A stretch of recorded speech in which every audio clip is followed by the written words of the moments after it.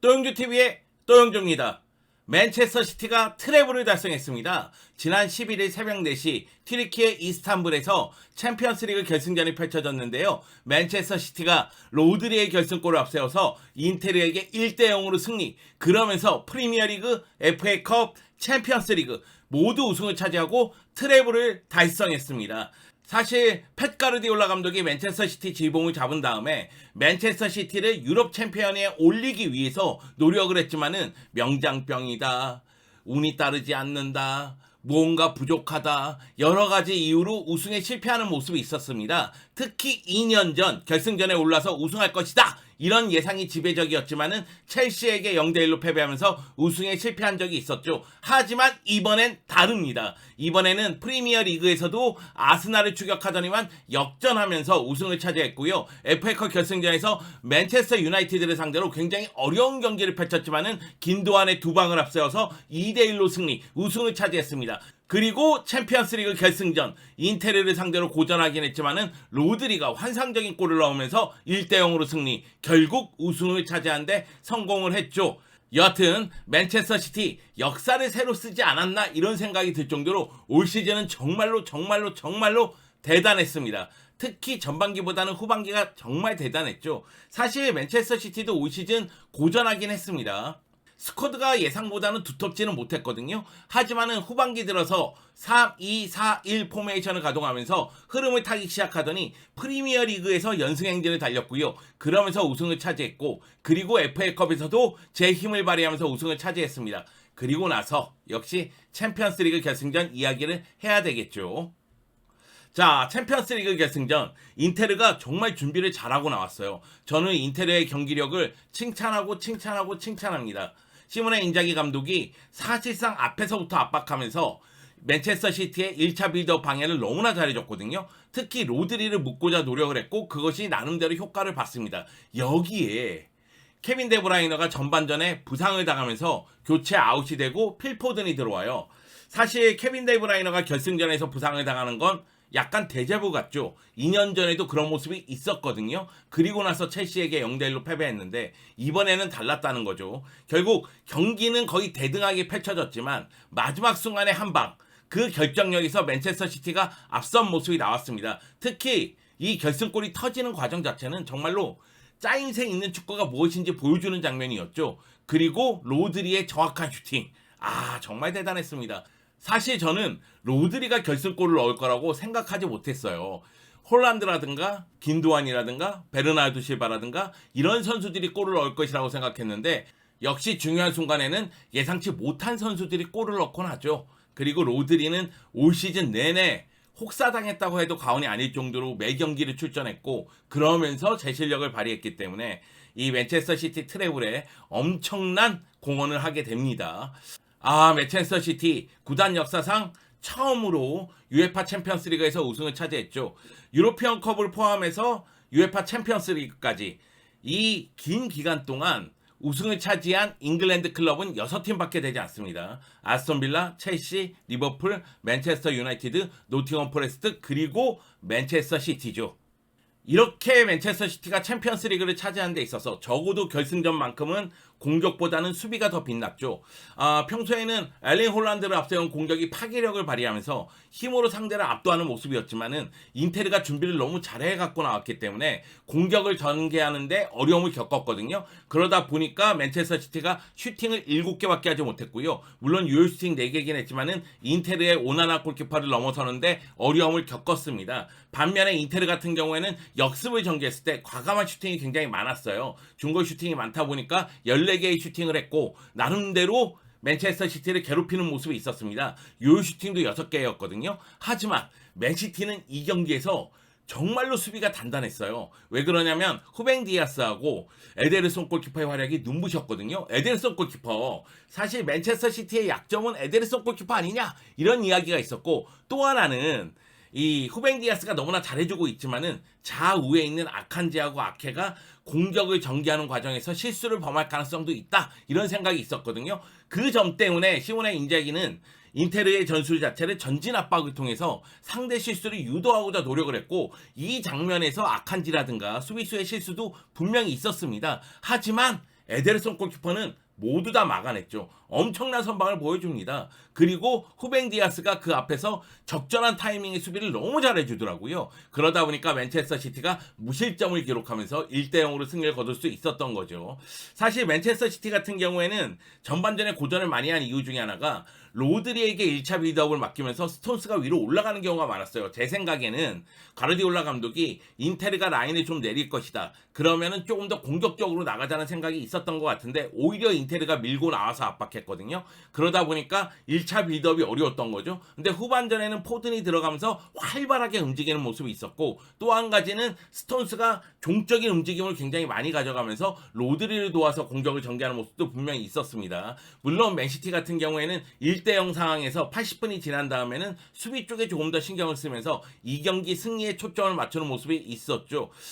저는 맨체스터 시티가 이 경기의 중요성에 대해서 너무나 잘 알고 있었다는 느낌이 들어요. 결승전이잖아요. 물론 축구 철학 때문에 계속해서 공격을 초과할 수도 있습니다. 과르디올라 감독은 그런 면이 있는 감독이죠. 자신의 축구 철학을 완성하기 위해서 모든 걸 쏟아붓는 감독인데 이 경기는 이기는 게 중요해요. 결국 이제 맨체스터 시티 같은 경우에는 경기를 주도하기도 했지만은 역시 후반전 돼서는 나름대로 수비 쪽에 신경을 많이 쓰는 그런 모습이 나왔습니다. 보통의 경기였다면 과르디올라 감독은 계속해서 공격 쪽에 초점을 맞췄을 겁니다. 하지만 이 경기는 결승전이기 때문에 승리가 중요했잖아요. 결과가 중요했잖아요. 그렇기 때문에 수비 쪽에 80분 이후로는 초점을 좀 맞추는 모습이었고요. 그러다 보니까 스톤스를 빼고 워커를 투입하는 모습까지 나왔습니다. 이 경기 맨시티가 선수 교체를 한 거는 2명밖에 되지 않아요. 데브라이너가 부상 때문에 포든으로 바뀐 점, 그리고 80분 넘어서는 스톤스가 상당히 지쳤기 때문에 워커로 바꾼 점, 그 점밖에 없거든요. 그 점을 봤을 때 과르디올라 감독은 이 경기 선수 교체를 많이 하는 것보다는 이대로 끌고 가서 결국 안정적으로 경기를 마치겠다는 생각이 있었던 것으로 보이고요. 결과가 말해주고 있습니다. 이 선택은 옳았다. 이렇게 얘기할 수가 있겠죠. 맨체스터 시티는 정말로 간절히 원하던 챔피언스리그 우승에 성공을 한 겁니다. 2016년 2월 가르디올라 감독이 부임한 이후에 계속해서 챔피언스리그 우승에 도전을 했거든요. 그리고 2020-21 시즌에 결국 결승에 진출합니다. 하지만 첼시에게 0대1로 패배하면서 준우승을 차지하는데 만족을 하죠. 그리고 나서 2년이 지나서 이제서야 우승을 차지하게 되는 겁니다. 2008년도에 만수르 구단주가 인수한 다음에 계속해서 오일머니를 투자하면서 약점을 보완해 왔어요. 후벤 디아스를 영입하면서 수비의 안정감을 높였고 엘링 홀란드를 영입하면서 공격 쪽에 해결사도 마련했습니다. 여기에 과르디올라 감독은 계속해서 전술적인 완성도를 높이기 위해서 노력을 했고 결국 3-2-4-1이라는 포메이션을 찾아내면서 선수들의 움직임이라든가 짜임새라든가 공격력이라든가 수비력을 모두 극대화시키는 데 성공을 했죠. 그렇기 때문에 2023년 들어서 말 그대로 파죽지세의 모습으로 상대를 두들겨 패면서 승리를 챙기는 모습이 나왔고 이거는 무대를 가리지 않았다는 거죠. 프리미어리그에서도 FA컵에서도 챔피언스리그에서도 계속해서 강인한 모습을 보여줬다는 겁니다. 사실 과르디올라 감독이 지봉 잡고 나서 챔피언스리그 8강은 기본이었어요. 8강에서 올라가는 게 문제였는데 항상 그 순간마다 이상한 수를 꺼내 들으면서 과르디올라 감독이 명장병에 걸렸다 이런 이야기가 있었고 또 한 가지는 과르디올라 감독은 리오넬 메시가 없으면 우승하지 못한다 이런 이야기도 들었거든요. 하지만 이번에 우승을 차지하면서 이런 오명을 모두 씻어내면서 역사상 최고의 감독이 나다 이렇게 외칠 정도의 업적을 세우게 됐습니다. 맨시티가 대단한 거는 챔피언스리그 우승만 차지한 건 아니기 때문에 그래요. 챔피언스리그 우승만 차지하더라도 우리가 기립박수를 막 보낼 텐데 아니 FA컵에서도 우승했고 프리미어리그에서도 우승했단 말이에요. 그런데 우승하는 과정을 한번 돌이켜보세요. 프리미어리그에서도 아스날이 쭉 1위를 질주했었는데 어느 순간 따라잡아서 역전 우승을 했단 말이죠. 그리고 FA컵에서도 결승전이 맨체스터 더비였기 때문에 정말 어려운 경기였습니다. 그 경기에서 메뉴가 상당히 잘하기도 했어요. 그러다 보니까 어려운 순간이 있었지만은 김도환이 결국 결승골을 넣으면서 2대1로 승리를 거둔 거죠. 그리고 이번 챔피언스 리그도 사실상 도장 깨기를 했습니다. 바이에른 뮌헨 레알 마드리드를 깨면서 막 올라왔잖아요. 그러면서 결국은 결승전에서 인테르를 만나서 고전하긴 했지만은 승리를 쟁취했다는 거죠. 그래서 트래블을 달성한 어마어마한 기록을 세우게 되는 겁니다. 맨체스터 시티가 달성한 트래블은 역대 10번째 트래블입니다. 트래블을 달성한 8번째 클럽이 되죠. 바르셀로나하고 바이에른 뮌헨이 2차례씩 기록을 했기 때문이죠.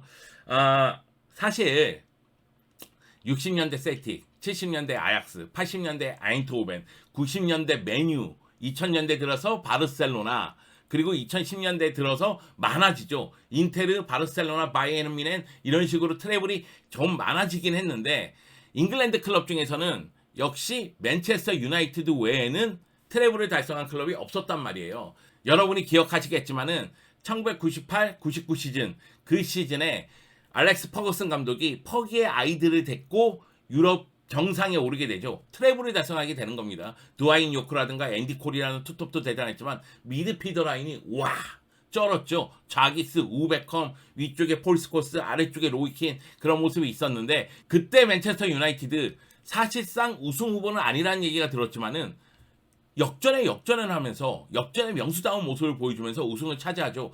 결승전도 바이에른 뮌헨 상대로 깜프누의 기적을 세우게 되는 거 아니겠습니까? 근데 맨체스터 시티 같은 경우에는 가르디올라 감독이 부임한 다음에 계속해서 너희는 챔피언스리그 우승 후보야. 너희는 챔피언스리그 우승해야 돼. 이번 시즌은 놓치지 마. 이런 이야기를 들었었는데 계속 실패를 해왔단 말이에요. 그리고 나서 이번 시즌 우승을 달성했기 때문에 맨체스터 시티의 기쁨과 환호와 영광은 더욱더 찬란하고 크지 않나 생각을 합니다. 가르디올라 감독 이야기를 좀 해야 되겠죠. 펩 섹시한 대머리. 정말 섹시합니다. 네, 정말 대단합니다. 정말 위대합니다. 가르디올라 감독 바르셀로나 시절에 챔피언스리그 우승을 2차례 했었죠. 그뿐만이 아니라 트래블을 1차례 했었죠. 네, 0809 시즌에 6관왕을 차지했을 때 트래블을 달성했었는데 바이에른 뮌헨에서 트래블을 달성하지 못했단 말이에요. 그리고 맨체스터 시티 와서도 트래블을 달성하지 못했고 또 한 가지는 챔피언스리그 우승하는데 어려움을 겪었죠. 그렇기 때문에 바르셀로나에서 메시가 있을 때 챔피언스리그 우승이 가능했지 다른 팀에서는 불가능했다. 뭐 이런 이야기도 있었고 왜 이렇게 생각을 많이 하느냐. 원래도 강한데 이상한 수를 꺼내든다. 명장병 얘기도 있었다고 말씀드리지 않았습니까? 하지만 이번에는 그 모든 걸 극복해냈습니다. 저는 이게 정말 대단한 것 같아요. 감독이 사실 패턴이라는 게 있고 자신의 성향이라는 게 있어요. 그런데 실패를 하더라도 그냥 밀고 나가는 경우가 많거든요. 근데 가르디올라 감독은 실패해서 무언가 배운다는 얘기가 되고 완벽을 추구한다는 얘기가 됩니다. 이 점이 정말 가르디올라 감독의 최고의 장점이 아닌가. 완벽주의자이기 때문에 이런 모습이 나오겠죠. 올 시즌 3-2-4-1 포메이션 히트 상품을 내면서 트래블을 달성하게 되는데 말씀드렸다시피 바르셀로나에서 트래블 한번, 맨시티에서 트래블 한번, 역사상 트래블을 2번 달성한 최초의 감독이 됩니다. 98-99 시즌에 퍼거슨 감독이 맨유를 이끌고 잉글랜드 클럽 최초로 트래블을 달성한 다음에 2번째로 트래블을 달성했기 때문에 가뜩이나 퍼거슨 감독과 가르디올라 감독을 비교하는 분위기인데 더욱더 이건 뜨거워질 것 같습니다. 다만 가르디올라 감독이 우승을 쌓아 나간다면은 언젠가 퍼거슨 감독의 그 아성을 넘어설 수도 있겠죠. 지금은 보는 시각에 따라서 퍼거슨이 더 우위다, 가르디올라가 더 우위다 이렇게 의견이 나눠질 수도 있는 상황이지만 언젠가는 펩이 더 위로 올라갈 수도 있겠다는 생각이 들었습니다. 왜냐면 맨체스터 시티 지휘봉 잡고 나서 14번째 우승을 차지했고요. 공식전 413경기에서 300승이나 달성했습니다. 감독 커리어 통산 35번째 우승인데 2008년도에 바르셀로나 이끌면서 사실상 A팀을 이끄는 첫 번째 시즌을 보냈는데 2008년도부터 지금 2023년입니다. 근데 우승 트로피가 35개야. 이거 뭐야? 미친 거죠. 네. 한 시즌에 1개 이상을 들어 올렸다는 이야기가 되니까요. 특히 이번 시즌은 가르디올라 감독 스스로도 굉장히 기분 좋은 시즌일 것 같아요. 자신에게 따라왔었던 그 모든 비판에서 자유로워질 수 있을 정도의 업적을 세웠으니까요. 정말 대단하다고 밖에는 설명하기 어렵습니다. 가르디올라 감독 이거 하나만 기억해줬으면 좋겠어요. 너의 집은 깜프누야. 돌아와. 컴백 플리즈. 아니면은 차비 감독하고 전화 통화를 좀 많이 해서 차비 감독에게 이런저런 조언 좀 많이 해줘. 보면 답답하단다. 너는 유럽 대항전에서 챔피언스리그 우승 3번이나 했잖니. 차비는 지금 챔피언스리그 16강도 못 갔어. 얘기 좀 해줘. 전화 좀 해줘. 문자라도 남겨줘. 카톡. 갑자기 착잡해지네요. 여하튼 맨체스터 시티의 올 시즌 정말로 위대한 시즌을 보냈다고 말씀을 드리고 싶고, 맨체스터 시티가 드디어 자신의 발목을 잡았던 징크스 아닌 징크스, 챔피언스 리그에서 우승하지 못한다는 그 악몽에서 벗어났다는 점만으로도 앞으로가 더 기대가 돼요. 그러니까 맨시티는 앞으로 얼마나 더 우승할까? 맨시티는 앞으로 유럽 왕자에 얼마나 더 오를까? 이런 기대감이 생깁니다. 맨체스터 시티는 아마도 다시 한번 트래블을 노리겠죠. 아니, 4개의 우승 트로피를 노릴 수도 있습니다. 카라바오컵까지 포함해서 4개의 우승 트로피를 노릴 가능성이 농후하죠. 그리고 그게 불가능할 것 같다는 생각은 안 들어요. 그렇기 때문에 앞으로 맨체스터 시티의 행보가 더 기대가 됩니다. 일단 이번 시즌 트래블 축하드립니다. 즐겨요. 즐기세요. 그리고 다음 시즌 준비하면 되죠.